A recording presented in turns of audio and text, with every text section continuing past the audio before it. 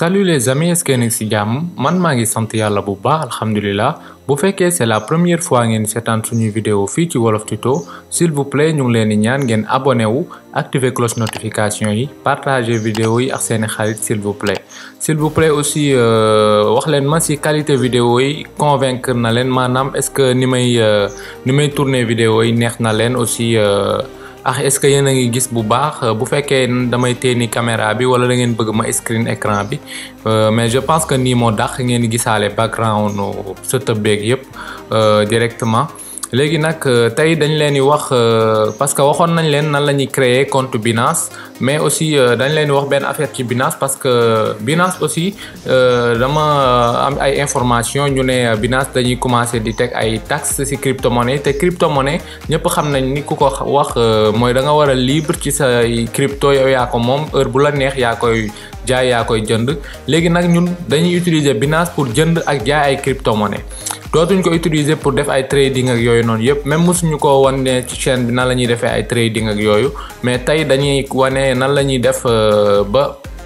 bay jënd crypto di ko jaayaat ci Binance léegi nag jënd crypto di ko jaayaat ci Binance avantage la parce que duñ la teg ay taxes yu cher par rapport ak EasyChange EasyChange ñëpp xam nañ ko léegi par exemple buñ duggoon nii dugg EasyChange directement EasyChange bu ñu dugg EasyChange xaar leen ma dugal directement sama mot de passe compte automatiquement day dugg parce que ci iPhone aussi lii moo ci neex mooy directement bu dee am na Face ID rek day connecté automatiquement fii nii par exemple boo doon jënd ay USDT nga ñëw je choisis je donne par Wave nga joxe Wave nga recevoir ay USDT parce que boo bëggee jënd ay crypto-monnaie jëndal USDT directement moo gën ñoom ñaata la ñuy jaay minimum dañuy bind minimum bu ñuy jaay 15 minimum 15 ñoom 15 dañuy jaay minimum 15 USDT léegi nag ñun directement dañuy dugal 15 USDT ñu xool ñaata la en franc CFA ñu xool ni 10 800 la léegi nag bu ñu demee Binance dañuy xool 15 USDT ñoom ñaata lañ koy jaay foofu léegi nag dañ leen di wanaale en même temps nan la ñuy jëndee crypto-monnaie ci Binance am na nag deux méthodes yoo xam ne moom laa leen mën a recommander soit bu fekkee am ngeen carte bancaire ngeen utiliser ko soit bu fekkee amoo leen carte bancaire ngeen utiliser deuxième méthode bi mooy P2P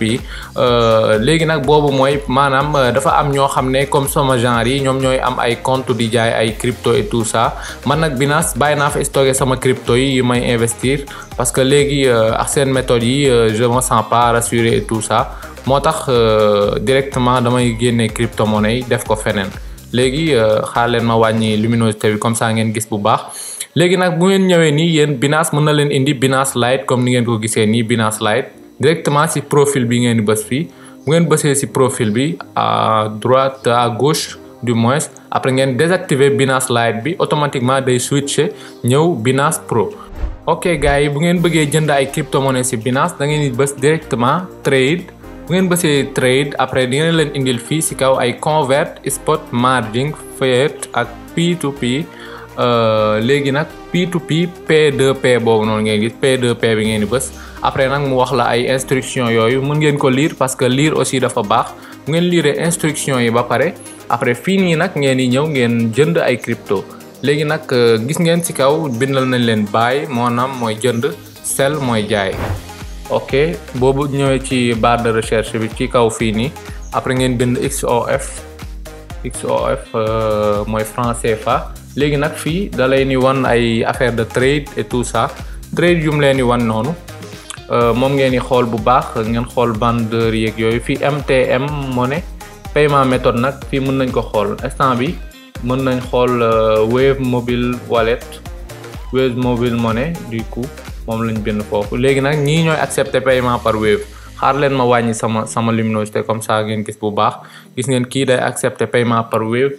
bu ñu bëggoon jënd USDT mën nañ ko jëndee foofu léegi nag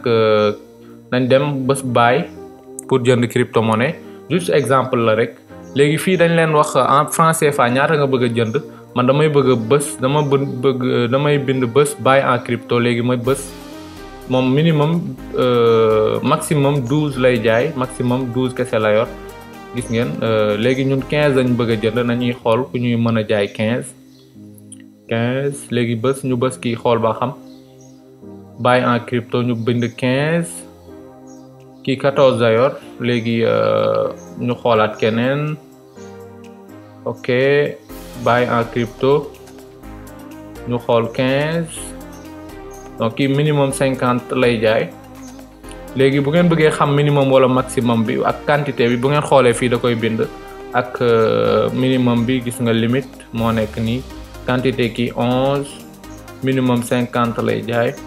léegi mun ngeen ñëw directement ngeen bind fii 15 comme ça moom mu génneel leen non 10 000 ñu xool parce que en crypto ñun lañ ko laaj léegi nañ xool kii ba xam léegi bu ñu bindee 15 non 15 en crypto la ñu war a bind 15 USDT léegi 10 275 francs ngay joxe pour mën a jënd USDT yi bu ñu demee xool ci fii ñu koy jaayee 10 800 fii ñu ngi koy jaayee 10 275 alors gis ngeen différence bi te des fois boo xoolee ci fii mooy gën a yomb fuuf surtout booy jaay crypto fii moo gën a yomb fuuf trop sax léegi nag après fii da lay jox ay instruction léegi nag nan ngay def ba jënd crypto bi da ngay bës make a payment léegi mu jox la lan nga bëgg a fayee Wave wala Orange Money parce que du Sénégal kese lii da lay jox dëkk yu jox la indicatif bi ban ngay dugal jox la 00221 00221 kii Sénégal la nekk parce que jox na la numéro Sénégal la jox léegi boo bëggee fay nga ñëw directement après nga bës next mu wax la nan ngay fayee léegi après boo fayee ba pare da ngay dugg sa Wave da ngay copier numéro bi nga dugg sa Wave fay ko boo duggee fii nii yéen ñaar mën ngeen discuter parce que bindal na la bonjour ak yooyu noonu yëpp comme ça bindal la instruction yi ngay suivre mais du kii kese parce que lii ordre ay P2P la léegi nag man mën naa annuler kii bi parce que man damay kii kese damay wane juste tutoriel mais nekkuma di jënd instant bi crypto voilà léegi nag annulé naa boobu bu fekkoon da ngay jaay ci sell ngay ñëw mooy maanaam vendre léegi nga xool kuy jënd crypto bi ku la mën a jox Orange Money wala Wave après nga jaay say crypto su heure bu la neexee voilà les gars je pense que war ngeen comprendre nan la ñuy jëndee ak jaayee crypto monnaie ci Binance léegi nag boo ko jëndee ba pare fan lay ñëw loolu ngeen xam naa di ngeen ko laajte léegi nag boo ko jëndee ba pare automatiquement kooku bu libéré say crypto da ngay ñëw ci sa wallet dafa am wallet spot ak funding fii nii moom mooy maanaam kii nan laa ko mën a waxee sax finance portefeuille finance funding foofu lay ñëw après bu la neexee nga bës transfert nga transféré ko sa spot wallet wala yaay xool rek après nag boo jëndee say crypto monnaie ba pare mën nga ko convertir USDT ngay jënd pour convertir ko boo koy convertir da ngay bës trade maanaam nga bëgg a convertir USDT ay en Tron da ngay ñëw bës convertir nga bës market après market la nekk nii nga bës USDT après nga bëgg ko convertir en TRX après boo defee nii rek maximum wala ñaata nga bëgg a convertir 10 mu jox la prix bi prix 10 USDT ñaata TRX la gis ngeen da leen koy jox automatiquement boo bësee rek automatiquement boo confirmer da ngay jot say TRX après TRX yooyu nag mën nga ko transformer mën nga ko transférer ci sa Trust Wallet pour mën a